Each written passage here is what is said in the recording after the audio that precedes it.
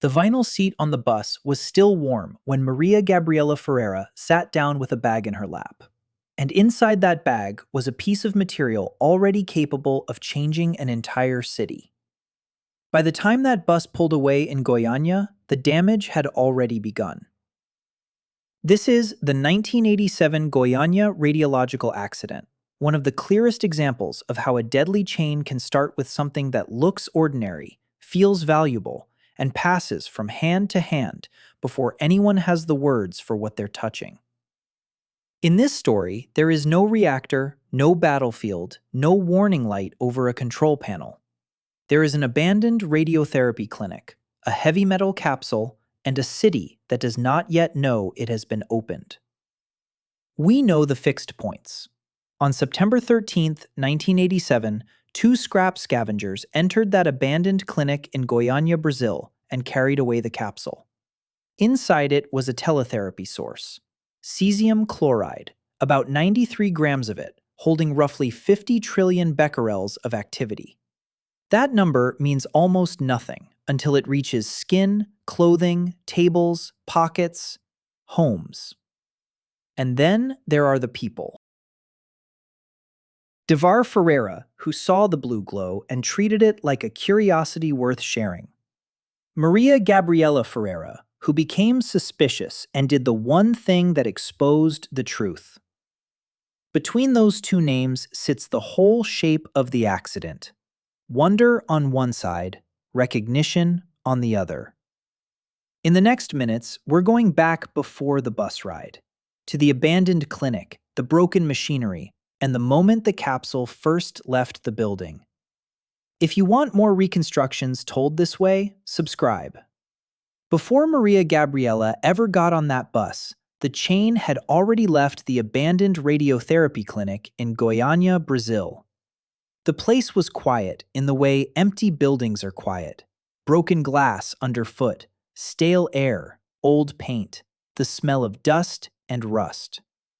On September 13th, 1987, two scrap scavengers walked in looking for something worth carrying out, and they found a heavy metal capsule instead.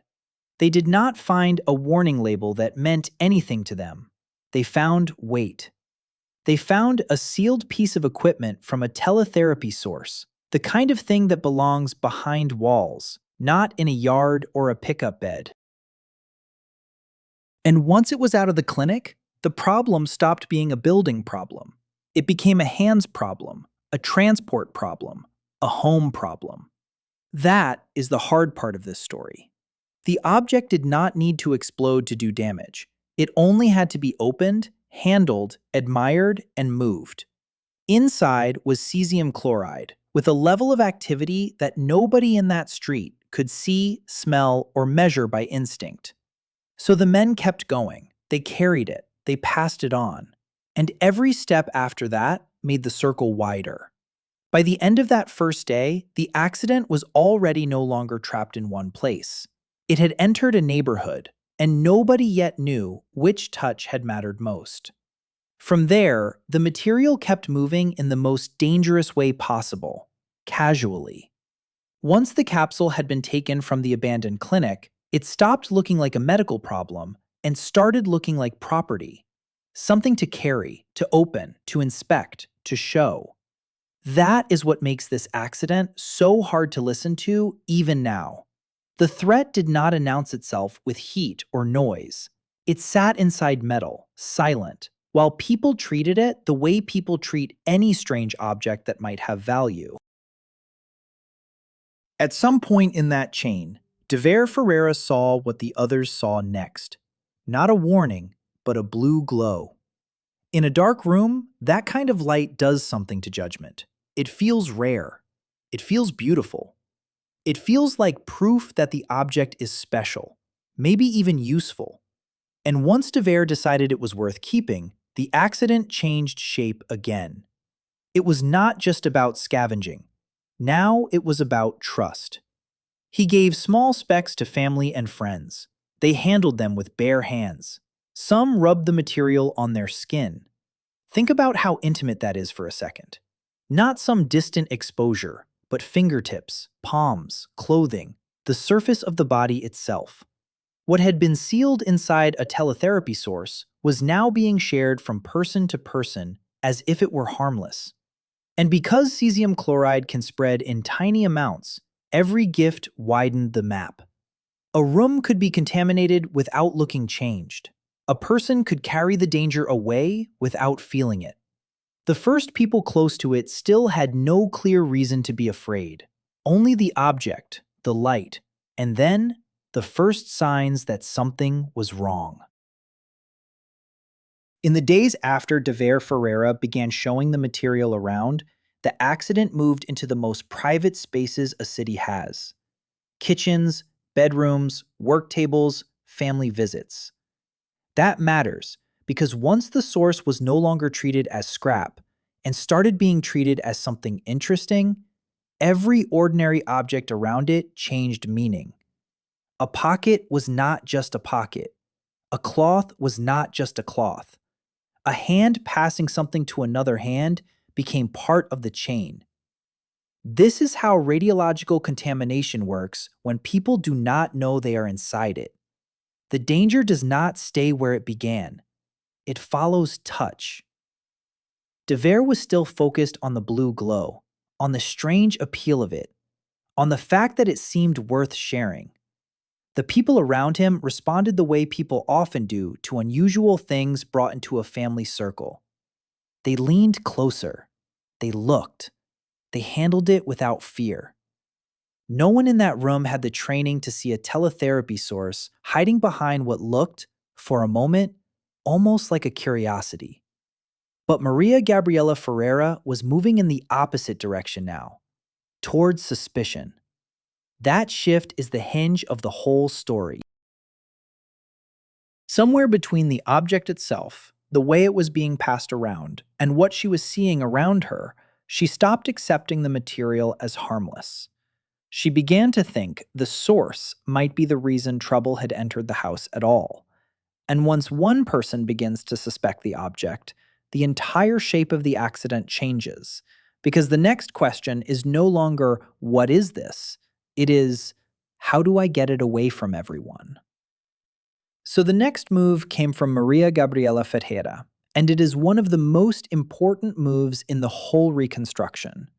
She had crossed a line that everyone else around the material had not crossed yet. Devair Ferreira still saw value in it, still saw that strange beauty. Maria Gabriela saw a source that should not be in a home, should not be moving from person to person, should not be touched at all. In forensic terms, this is the hinge of the case, the moment private handling begins to turn into public recognition. She recovered it herself. That detail matters because it was physical. Someone had to pick it up. Someone had to contain it as best they could without proper shielding, without proper training, without even a clear understanding of what the teletherapy source could do outside controlled medical use. The object was still just an object in the hand: weight, metal, the ordinary feel of something carried from one place to another. But by then, every minute near it meant more exposure. And then came the bus ride. Think about how strange that is. A city bus, engine noise, open windows, people shifting in their seats, the usual closeness of public transport. And in the middle of that routine, Maria Gabriela carrying the same material that had already passed through homes and hands. She was trying to do the right thing. She was trying to bring the danger to a clinic, to place it in front of someone who might finally understand what it was. That decision exposed the truth. But first, it exposed everyone on the way there. At the clinic, the first barrier was not distance or locked doors. It was recognition. Maria Gabriela Ferreira had done the hardest thing a person can do in a case like this. She had taken a private fear and placed it in public view. A bag on a bus seat becomes a bag in a waiting room. The same weight in her hands becomes a question for someone else. What is this? And why has it made its way here from a home instead of staying wherever it belonged? That question matters because radiological contamination does not arrive with a look that ordinary people are trained to read. It does not behave like smoke in a hall or a fire in a wall. It can sit on cloth, on skin, on a bench, on the handle of a door, and still appear to be nothing at all. So even after the source reached medical care, the danger did not stop at the threshold. It crossed with her. This is the pivot in the 1987 Goiania radiological accident. Up to this point, the material had moved through curiosity, trade, and family contact. Now it moved into the city area that was supposed to identify harm. And once that happened, the scale changed. The problem was not just one household or one circle around Devair Ferreira. It was every place the source had already touched and every person who had touched it without knowing. You can feel the shape of the panic before the panic starts, because the first real understanding of the object does not bring relief. It brings a larger question. How many hands had already carried it by then? That larger question is where the accident stops feeling local and starts feeling uncontained. Once the source had reached a clinic, the problem was not just the object Maria Gabriela Ferreira carried. It was the trail behind it. The abandoned radiotherapy clinic in Goiania, Brazil. The pair of scrap scavengers who removed the heavy capsule on September 13, 1987. Devair Ferreira, who had admired the material and shared it. Family members, friends, rooms, clothing, seats, door handles, all the ordinary surfaces that now had to be reconsidered.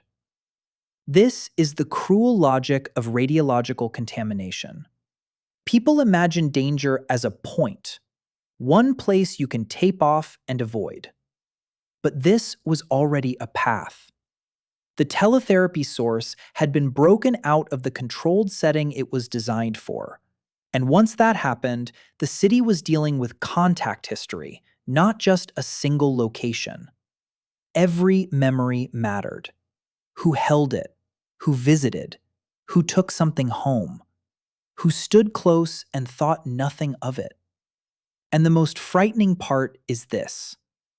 Memory is never clean in a crisis. People forget times. They confuse days. They remember the color of a room, the sound of a chair scraping the floor, the glow in someone's hand, but not the exact order of touches. Yet in a case like this, order is everything. One small mistake in recall can hide a whole chain of exposure. So as recognition spread, the work changed. The question was, what is this material? It became, where has it already been? And that question led straight back through homes, through Devair Ferreira's circle, and toward a city that was about to learn the cost of tracing something you cannot see. From that point on, the work became forensic, not dramatic in the way people expect disaster to be dramatic. No single blast, no clear border, no obvious center you could point to and say, it's only there. The material had already been in too many places for that. In Goiania, Brazil, the question was now practical and frightening at the same time. Which homes, which rooms, which objects, which people? You can almost feel how the city must have changed in those hours. A chair isn't just a chair. A shirt isn't just a shirt. A tabletop, a doorway, a bus seat, a pocket. Each one becomes a possible record of contact. That is what makes this accident different from the dangers people imagine easily. Radiological contamination leaves ordinary life looking ordinary. And memory starts to matter as much as the source itself. Who visited Devair Ferreira? Who saw the blue glow? Who picked up a speck? Who touched someone who had touched it? The chain is built from tiny actions, and tiny actions are hard to reconstruct when people were never afraid while they were doing them. This is where the scale of the 1987 Goiania radiological accident begins to show itself. It is not just about the original capsule anymore.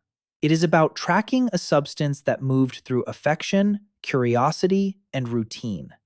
A family visit can matter. A short ride across town can matter. A single object carried from one room to another can matter. And once the tracing starts, another truth comes with it. If the source reached homes, then saving the city will not only mean finding the material, it may mean taking the homes apart too. And that is exactly where the next phase turned brutal. Once officials understood that the source had traveled through homes and through Devair Ferreira's circle, the task was separation. Separating people from places, objects from owners, memory from matter. In a disaster like this, even a floor can become evidence. Even soil can become part of the case. The hard truth was simple. If cesium chloride had been handled barehanded, rubbed on skin, carried in pockets, and moved through rooms, then the city could not be made safe by removing one capsule alone. The teletherapy source had already become something larger than itself. It had become contamination spread through ordinary life. So the response had to reach into ordinary life too. Houses were razed, topsoil was stripped away. Think about what that means in human terms. Homes, walls that had held family photographs, yards where people walked every day, rooms where the material had once seemed harmless enough to admire. The cleanup generated thousands of cubic meters of waste, because once a place is judged unsafe, everything in that chain starts to count. Earth, debris, surfaces, fragments. This is one reason the accident in Goiania remains so defining. The damage did not stay inside the original medical device, or even inside the people who first touched it. It changed the map of the city itself. And while streets and houses were being judged, cut back, or destroyed, another ledger was forming at the same time. Not of buildings now, but of bodies. Who had only been near it, and who had been close enough that the cost would stay with them forever. That second ledger was harder to look at, because it could not be bulldozed away. A contaminated wall can be torn down, soil can be scraped up and sealed, clothing can be taken, tagged, removed from use. But once the material has been handled barehanded, once it has been rubbed on skin, once it has traveled in pockets and through homes, the record moves into the body, and the body does not let you start over. This is where the human cost of the accident stops being abstract. Devair Ferreira had treated the source as something remarkable, something worth showing. The people around him responded with trust, not caution. That is the tragedy in its purest form. Nobody needed bad intentions for this to become devastating. Curiosity was enough. Family closeness was enough. A bright speck passed from hand to hand was enough. And so the city's response had to measure more than streets and houses. It had to separate degrees of exposure, one person from another, one household from the next. Who had only been nearby? Who had touched the material directly? Who had lived with it in the same room? In cases of radiological contamination, distance is not just distance. Time is not just time. A few minutes in one place can mean less than a brief touch in another. That is why the accident in Goiania still feels so unsettling. The dividing line between near it and inside the chain was invisible when it mattered most. By now, Maria Gabriela Ferreira's suspicion had forced the truth into the open. But once the truth was visible, another danger appeared with it. Fear spreading faster than facts, and a city beginning to realize that even the clean-looking places might not be clean at all. That fear mattered almost as much as the source itself, because once people understood what had passed through the city, trust changed shape. A street can look normal and still feel untouchable. A house can stand in daylight and still seem ruined before the walls come down. In Goiania, the danger had already shown that it did not need smoke, noise, or broken concrete to alter a place. It only needed uncertainty. And uncertainty spread faster than any cleanup crew could move. So this part of the accident was no longer only technical, it became social. Maria Gabriela Ferreira had brought the problem into view. Devair Ferreira had become one of the central names in the chain. But around those names were neighbors, rooms, belongings, and whole patches of ground now seen through a new filter.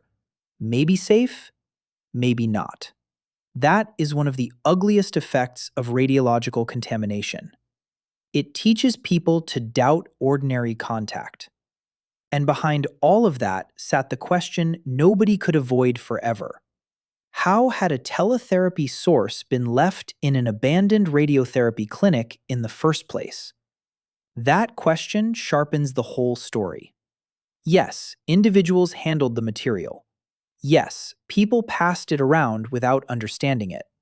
But before any of that, a dangerous medical object had been allowed to sit where scrap scavengers could reach it. The chain did not begin in a living room. It began in neglect. By this stage, the cleanup had already stripped homes and topsoil, and the city was measuring damage in waste volume. But another reckoning was still coming. Not with buildings now, but with responsibility. Who carried the blame, and who carried the cost long after the source was gone? That reckoning is what turns a disaster into a warning. By now, the visible crisis in Goiania had a shape people could point to. Raised houses, stripped ground, waste measured by the thousands of cubic meters. But the harder part was responsibility. Not just who touched the material, but who left a dangerous medical source where two scrap scavengers could enter an abandoned radiotherapy clinic and carry it away on September 13, 1987. That question matters because it changes the moral center of the story. It is easy, from a distance, to focus only on Devair Ferreira admiring the material, or on the family and friends who handled it with bare hands. But that is the shallow reading.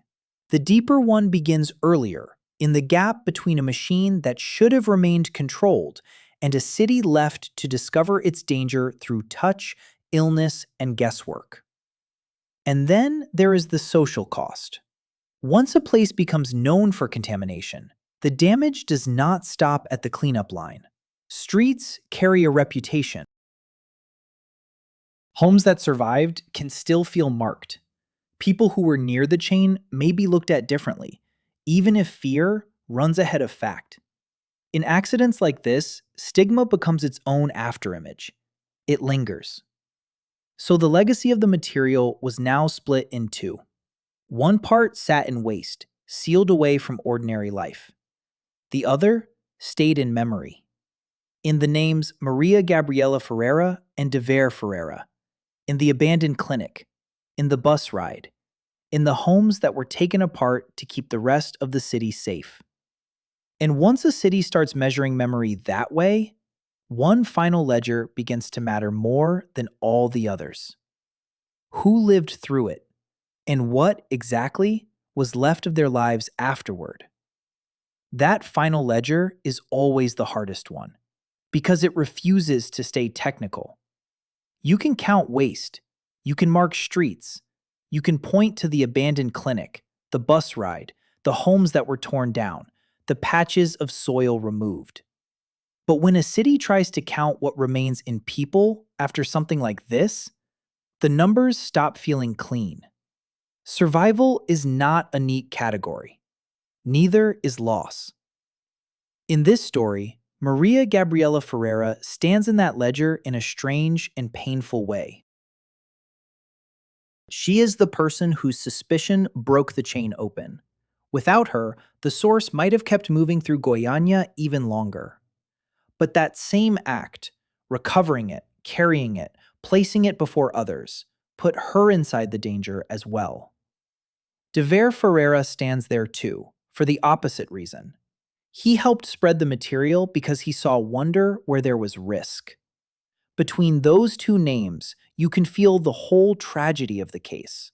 One person drawing it closer, another trying to pull it away, and both paying for the same failure upstream. The same is true for the two scrap scavengers who first removed the capsule.